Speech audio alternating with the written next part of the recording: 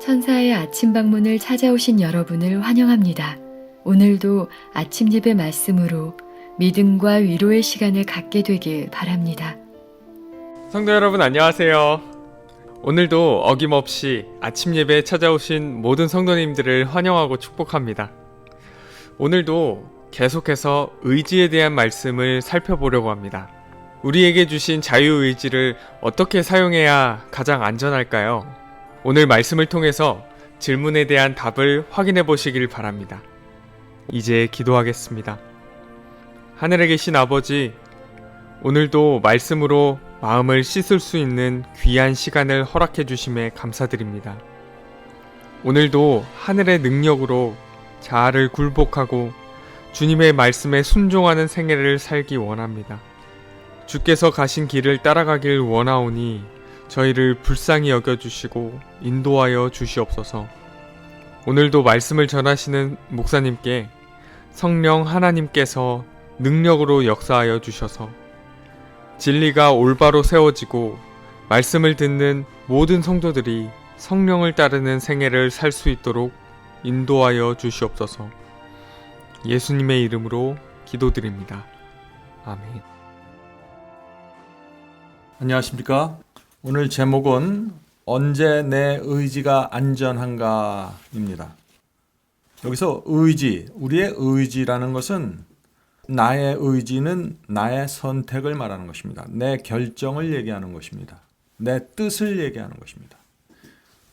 그래서 이 내 뜻이, 내 결정이, 내 선택이 언제 가장 안전한가, 어떻게 해야 가장 안전한 선택을 할 수 있는가, 안전한 결정을 할 수 있는가, 안전한 내 뜻을 가질 수 있는가 하는 그런 뜻입니다. 자, 언제 가장 안전할까요? 대답은 단순하죠. 하나님의 뜻을 따라갈 때 가장 안전한 것입니다. 내가 내 느낌과 내 감정을 따라가는 것이 아니라 하나님의 뜻을 따라갈 때 말이죠.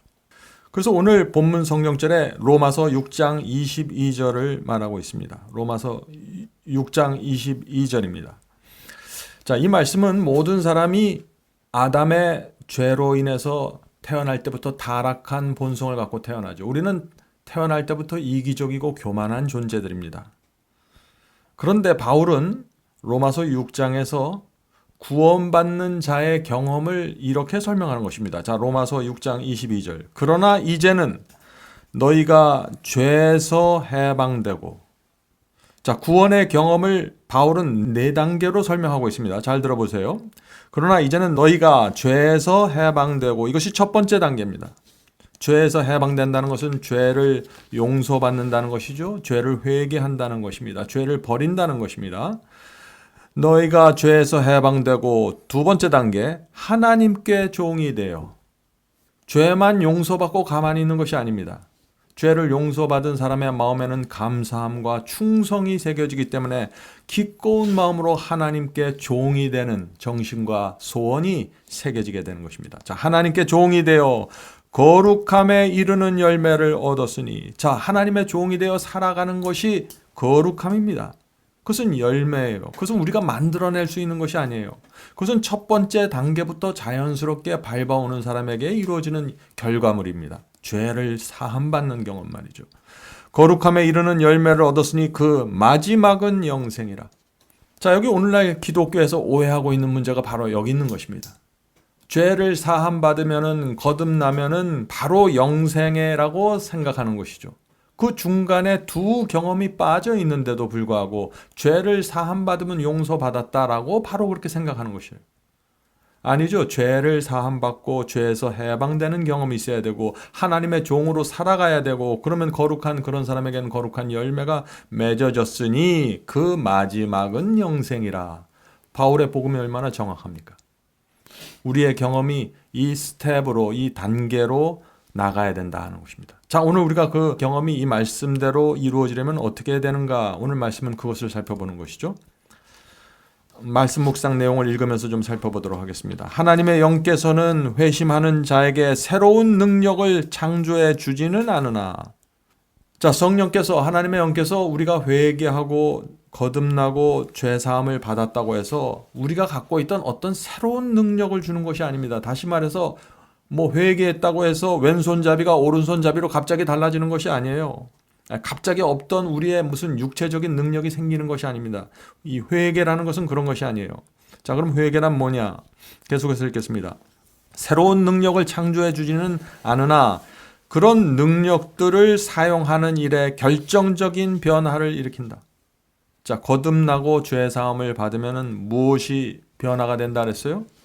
내가 갖고 있는 탤런트, 내가 할 줄 아는 것, 내가 가지고 있는 지식을 하나님의 영광을 위해서 사용하고 싶은 간절한 소원이 생기게 된다는 것입니다. 그래서 변화가 일어나는 것입니다. 그래서 내가 가지고 있는 탤런트와 내 지식과 내 건강과 내 내장과 내 폐와 내 두뇌를 하나님께 영광 돌리는 거기에 초점을 맞추기 때문에 내 삶이 자연스럽게 변화가 일어난다 하는 것입니다. 자, 계속해서 읽어보죠. 정신과 마음이 변화될 때 사람에게 새로운 양심이 주어지는 것은 아니지만, 자, 우리가 변화될 때 우리에게 전에 없던 새로운 양심이 들어오는 게 아니라 십자가의 피로 우리의 마음이 씻겨져서 죄 사함을 받으면 우리의 양심이 씻겨지는 거지, 전에 없던 새로운 것이 밖에서부터 들어오는 게 아니에요.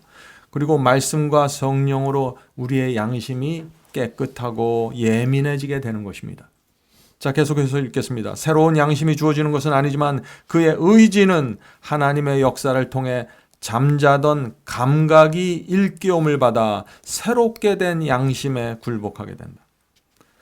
자, 양심이 어떻게 변해요? 감각이 일깨움을 받는다는 것입니다. 다시 말해서 우리의 양심은 거듭나기 전에는 죽어 있었는데, 무뎌 있었는데, 완악했는데 거듭나면서 우리의 양심의 감각이 예민하게 된다는 것입니다. 성령의 적은 음성도 알아차리게 된다는 것이죠. 그래서 그 성령이 예민한 음성을 우리에게 줄 때 우리의 의지가 반응하게 된다는 것입니다. 그것이 변화된 사람에게 일어나는 특별한 특징이라는 것입니다. 자, 양심을 통해서 성령의 이 피로 씻겨진 정결한 양심을 통해서 성령의 음성이 들려오는데, 성령의 호소가 들려오게 되는 것입니다. 우리의 매일의 삶에서. 그럴 때 그 성령의 호소에 굴복하는 것이 죄를 승리하는 것이고 그리스도인의 삶이 정결하게 되는 것입니다. 자, 그런데 많은 분들이 이런 질문을 하죠. 내 속에서 떠오르는 이 음성이, 생각이 성령의 음성인지 내 생각인지 어떻게 합니까? 라는 질문을 합니다. 중요한 질문이죠. 어떻게 할 수 있을까요? 가장 중요한 방법은, 확실한 방법은 하나님의 말씀과 계명의 내 생각, 내 양심 속에서 떠오르는 호소가 일치하는가 아닌가를 확인해 봐야겠죠. 그것이 일치하면 그것은 하나님의 뜻으로 받아들이면 되고, 그것이 일치하지 않으면 거절하면 되는 것입니다.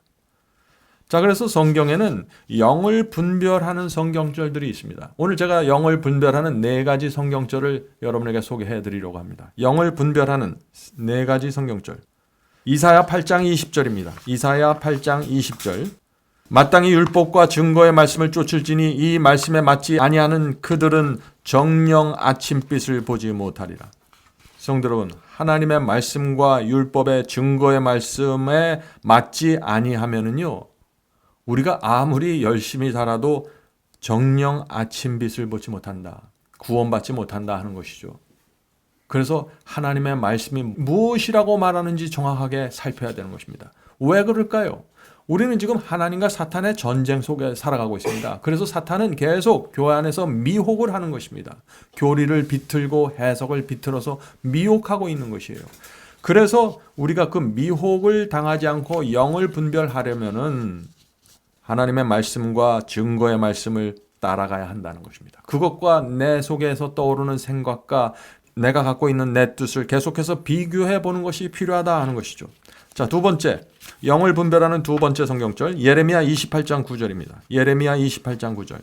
그 예언자의 말이 응한 후에 그는 진실로 여호와의 보내신 선지자이심을 알게 되리라. 자, 어떤 사람이 내가 선지자입니다 라고 주장할 때 그 사람이 하는 예언이 하나님의 말씀과 일치하는지 보아야 한다는 것이죠. 또 그 사람의 말한 그 예언이 그대로 이루어지는지 보아야 한다는 것입니다. 이 말씀과 연계해서 우리는 교회 안에 수많은 예언 해석들이 있습니다. 근데 그 예언 해석들이 하나님께로부터 왔는지 어떻게 알 수 있을까요? 마찬가지예요. 그 예언 해석이 그대로 이루어지는지 성경과 정확하게 일치하는지 확인해야 되는 것입니다. 자, 세 번째입니다. 영을 분별하는 세 번째 방법. 마태복음 7장 20절입니다. 마태복음 7장 20절. 그의 열매로 그들을 알지니. 자, 열매로 판단하라는 것입니다. 자, 어떤 설교자가 설교를 해요. 그 열매를 보아야 된다는 것입니다. 자, 그 열매가 무엇일까요? 그 열매는 계속해서 이어집니다. 그의 열매로 그 뜻을 알지니 주여 주여 하는 자마다 천국에 들어갈 것이 아니요 다만 하늘 아버지의 뜻대로 행하는 자라 들어가리니. 하나님의 말씀대로 순종하면서 행하는 자들이 열매 맺은 자들입니다. 그들이 하나님께서 보내신 종들이죠. 네 번째, 영을 분별하는 네 번째 방법은 요한일서 4장 1절입니다. 요한일서 4장 1절. 하나님의 영은 이것으로 알지니 곧 예수 그리스도께서 육체로 오신 것을 시인하는 영마다 하나님께 속한 것이요. 자, 예수께서 이 땅에 오셨을 때 육체로 이 땅에 초림하셨다, 성육신하셨다고 믿어야 하나님께서 보내신 자라는 것입니다. 무슨 뜻입니까? 예수께서 이 땅에 사실 때 우리와 같은 인간이 되셔서 사셨다는 것입니다.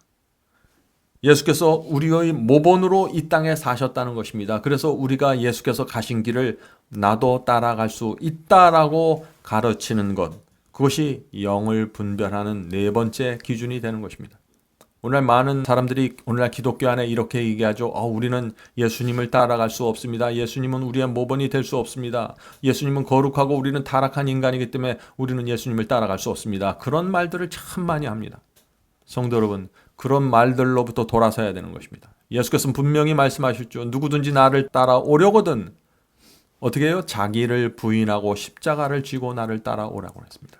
그것이 예수께서 이 땅에 사셨던 방법이에요. 예수께서도 우리와 같은 육체로 이 땅에 오셨기 때문에 예수님도 당신의 뜻대로 사는 것이 아니라 하나님의 뜻대로 산다고 했습니다. 예수님은 우리의 모본입니다. 자, 이것이 영을 분별하는 네 번째 방법입니다. 자, 계속해서 본문의 글을 읽어보도록 하죠. 죄에 굴복함으로, 유혹이 올 때 죄에 굴복한다는 얘기죠. 유혹이 올 때 죄를 굴복함으로 사람은 자신의 의지를 사탄의 지배하에 둔다. 여기 중요한 말씀이 나오죠. 우리가 어떻게 사탄의 지배하에 들어가게 될까요? 유혹과 시험이 올 때 내가 그것에 굴복하여 죄를 범하는 것입니다. 하나님의 뜻을 버리는 것이에요. 그것이 사탄의 지배에 들어가는 것입니다. 계속해서 읽어보겠습니다. 그는 시험하는 자의 세력에 사로잡힌 무력한 포로가 되었다. 유혹이 올 때 죄에 굴복하면 사탄의 포로가 되는 것입니다. 그러면 사탄이 이끄는 대로 끌려다니게 되죠. 우리 주변에 어떤 사람이 나를 무시하고 내 자존심을 짓밟을 때 내 마음속에서 올라오는 충동대로 살아가면은요, 사탄의 지배하에 들어갑니다. 그러면 마음에 쓴뿌리가 생겨서 그는 사탄이 이끄는 대로 따라가게 되는 것이죠. 자, 그러면 바로 하나님께서 우리를 이런 상태에서 구원하기 위해서 이 땅에 오셨다는 것입니다. 계속해서 그 다음 문장을 읽어보죠. 하나님께서 당신의 아들을 세상에 보내어 사탄의 세력을 깨트리셨으며 인간의 의지를 해방시키셨다. 이 말씀은 중요한 말씀입니다. 오늘 읽은 본문 성경저 있죠. 로마서 6장 22절이 말씀하는 것이 바로 이것입니다. 너희가 죄에게서 해방되고 하나님의 종이 되어 거룩함에 이르는 열매를 얻었으니 이 마지막은 영생이라. 예수께서 이 땅에 왜 오셨어요? 왜 십자가에 달리셨습니까? 바로 이 구속의 역사를 우리의 마음에서, 우리의 생애 속에서 이루시기 위해서 오셨다는 것입니다. 계속해서 그 다음 문장 읽겠습니다. 그분께서는, 하나님께서는 포로에게 자유를 선언하고 무거운 짐을 덜어주며 압제당한 자를 자유케 하기 위하여 아들을 보내셨다.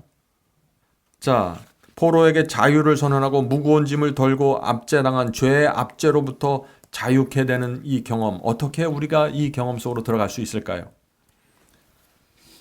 십자가를 바라보면 됩니다. 그리스도의 사랑과 은혜를 바라보시기 바랍니다. 그러면 완악했던 우리의 마음이 부드러워지고 하나님의 은혜 속으로 들어가게 됩니다. 또 성령의 감동하심이 저의 양심 속에 있어서 저의 양심이 씻어지게 됩니다. 또 하나님의 말씀을 읽으면은 그 말씀이 내 양심을 씻게 되고 내 양심을 예민하게 되는 것입니다. 죽어있던 내 양심을 깨워주는 것이죠. 그리스도의 십자가의 피와 성령의 호소와 역사가 내 양심을 예민하게 해주고 깨워주는 것입니다. 그럴 때 우리는 새 양심을 받게 되고 새 마음을 받게 되고 새 의지를 받게 된다라고 말하는 것입니다. 이런 경험으로 들어간 사람들은 주님을 따라갈 수 있는 것이죠. 계속해서 읽겠습니다. 하늘의 모든 보물을 이 세상에 부어주심으로 그리스도 안에서 온 하늘을 우리에게 주심으로 하나님께서는 모든 의지와 애정과 마음과 영혼을 사셨다. 하나님께서 우리의 마음을 사시기 위해서 하늘 전체를 우리에게 주시는 것입니다. 자, 계속해서 읽어보죠. 인간이 자신을 하나님의 지배 아래 둘 때, 자, 우리가 우리 자신을 하나님의 지배 아래 둔다. 어떻게 이것을 할 수 있을까요? 우리가 하나님의 지배 아래 들어가는 방법이 뭔가요? 단순해요. 성령께서 우리 양심에서 호소하시는 성령의 음성을 붙잡으면 됩니다. 여러분이 성경 말씀을 읽을 때 그 성경 말씀이 진리라는 확신이 들어올 때 그 말씀을 붙잡으시면 되는 것이에요. 그것이 우리를 하나님의 지배하에 두는 것입니다. 이것이 하나님의 편에 서는 유일한 방법입니다. 여러분이 하나님의 말씀을 거절하고 성령의 호소를 거절하는데 어떻게 하나님의 지배하에 들어갈 수 있겠습니까? 어떻게 하나님의 편에 설 수 있겠어요? 사탄과 하나님의 전쟁이 벌어지고 있는데 어떻게 우리가 하나님의 편에 들어갈 수 있겠어요? 말씀을 거절하고 성령의 호소를 거절하는데. 그래서 이 두 가지가 굉장히 중요하다는 것입니다. 계속해서 읽어보죠.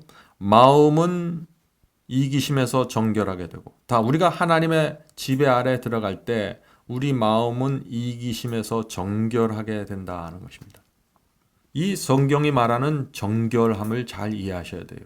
정결함이라는 것은 우리의 타락한 육체와 본성에서 아무런 충동도 올라오지 않는다는 얘기가 아니에요. 성경이 말하는 정결함은 우리 속에서 이기심의 충동, 어떤 죄된 충동이 올라올 때 그것을 거절하는 상태가 정결함입니다. 어떻게 거절해요? 그런 충동과 그런 유혹과 느낌이 올 때 즉시 주님께 가서 기도해야죠. 그래서 정결함을 받는 것입니다. 유지하는 것입니다. 그런 기도를 하지 않는 사람에게 어떻게 정결함이 유지될 수 있을까요? 안 되는 것이죠. 자, 마음은 이기심에서 정결하게 되고 그리스도께서 베푸신 것 같은 사랑으로 충만하게 된다. 우리가 그런 것들을 거절할 때 주님의 은혜와 성령의 호소를 붙잡고 그런 것들을 거절할 때 우리 마음이 자연스럽게 하나님의 사랑과 은혜로 충만하게 된다는 것입니다. 우리가 죄에 끌려다니면서 유혹의 날마다 무너진 상태로 살면서 사랑과 은혜가 충만할 수가 없는 거예요. 자, 그 다음 문장 읽겠습니다. 마음은 사랑의 율법의 권위에 굴복하며 모든 사상은 사로잡혀 그리스도께 순종하게 된다. 우리의 모든 사상, 갖고 있는 사상이 사로잡혀서 그리스도께 순종하게 되는 것이에요. 우리가 하나님의 지배 아래 들어가면 이렇게 된다는 것입니다. 고린도후서 10장 5절에서 바울도 이 말씀을 하셨죠. 고린도후서 10장 5절입니다. 고린도후서 10장 5절. 하나님 아는 것을 대적하고 높아진 것을 다 무너뜨리고 모든 생각을 사로잡아 그리스도께 복종하니. 이것이 바울의 복음입니다. 우리 마음속에 하나님을 대적하고 있는 정신과 사상이 있습니까? 다 사로잡아서 그리스도 앞에 복종시켜야 됩니다. 높아져 있는 것들 다 무너뜨리고 그리스도께 복종해야 됩니다. 이것이 복음입니다. 이것이 우리가 우리의 의지를 하나님의 지배 아래 놓는 것입니다. 가장 안전한 신앙으로 들어가는 것입니다. 계속해서 읽어보죠. 진리를 받아들인다는 것은 마음과 의지를 거룩한 능력의 의지에 굴복시킨다는 의미이다. 성도 여러분, 여러분이 진리를 받았습니다. 나는 예수님을 영접했습니다. 똑같은 얘기예요. 왜냐하면 예수께서는 말씀하셨죠. 나는 길이요 진리요 생명이라고 그랬습니다. 나를 통하지 않으면 아무도 하나님께 갈 자가 없다고 했죠. 그래서 예수님을 영접한다는 것은 예수께서 성경의 진리를 받아들인다는 것입니다. 그 진리를 통해서만 하나님께 갈 수 있다는 것이에요. 진리를 받는다는 것은 내 마음과 의지를 하나님의 뜻과 하나가 되게 하는 것입니다. 성경 말씀을 받아들이고 순종하니까 하나님의 의지를 받아들이는 것이 되는 거지요. 성경 말씀은 문자로 기록된 하나님의 의지입니다. 성경 말씀은 문자로 기록된 하나님의 뜻이에요. 그래서 그 뜻을 받아들이면 내 의지와 내 뜻이 하나님의 뜻과 하나가 되게 된다는 것입니다. 이렇게 될 때 우리의 그리스도인의 삶은 안전하고 거룩한 생애로 갈 수 있게 된다 하는 것입니다. 마지막으로 로마서 6장 22절의 말씀을 다시 읽고 마치도록 하겠습니다.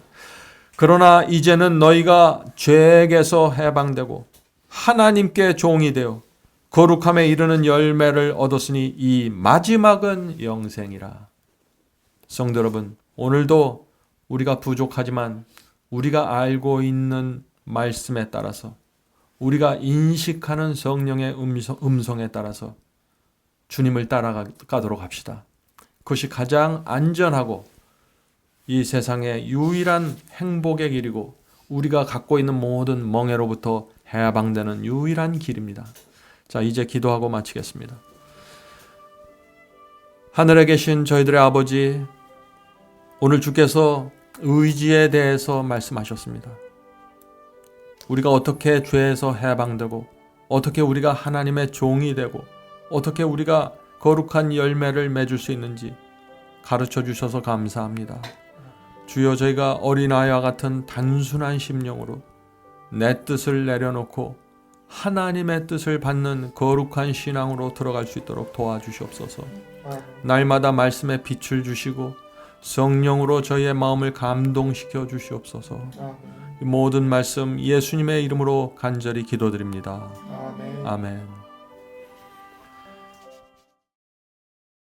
성도 여러분, 마지막 사명에서는 아침 예배 채널을 별도로 운영하고 있습니다.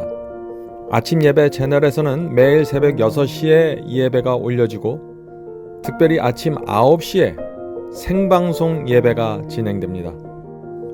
원하시는 분들은 아침 예배 채널을 별도로 구독 신청하시고 저희와 함께 생방송으로 예배 드릴 수 있습니다. 아침마다 하나님의 말씀으로 저희가 주 앞에 나와 예배 드리는 신앙으로 함께 나가게 되길 간절히 바랍니다. 감사합니다.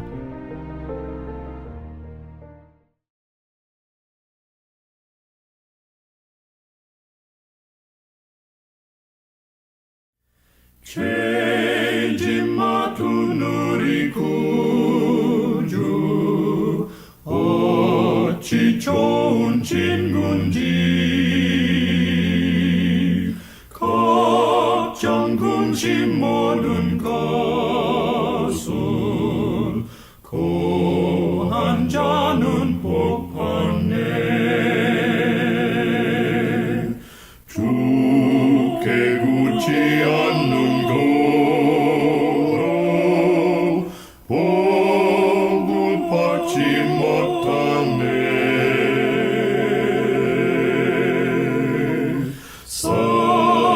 사람들이 어찌하여 모든 것을 거쳤나. 시험 걱정 모든 괴로움 없는 사람 누군가.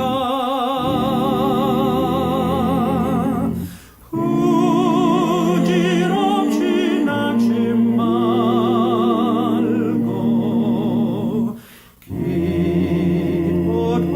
기도하랴고 하세. 이런 진실하신 친구 찾아볼 수 있을까?